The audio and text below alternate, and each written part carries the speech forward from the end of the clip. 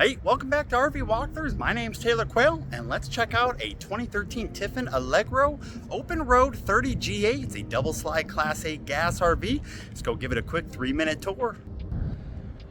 Well, welcome back to RV Walkthroughs. Thanks again for joining us here.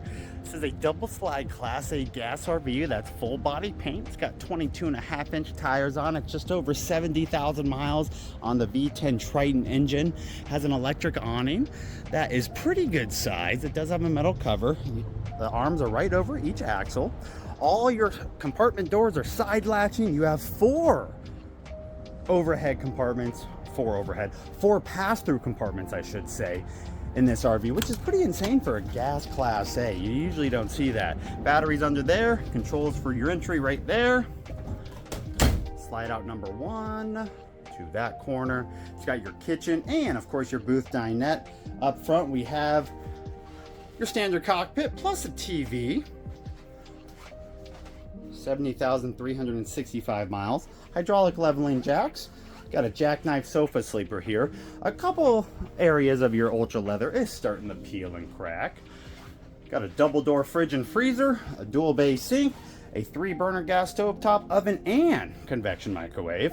Split bathroom with a side shower here that has a little seat in it and a cover for the skylight. Your toilet is also separate with plenty of legroom in front.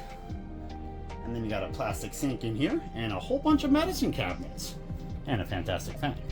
Your last slide out is going to be right here from that corner to that corner, and that houses your queen bed. It does have storage under here, and it has a whole bunch of wardrobe storage in front, plus a TV, plus 5 drawers, clothes hamper, and a breaker box.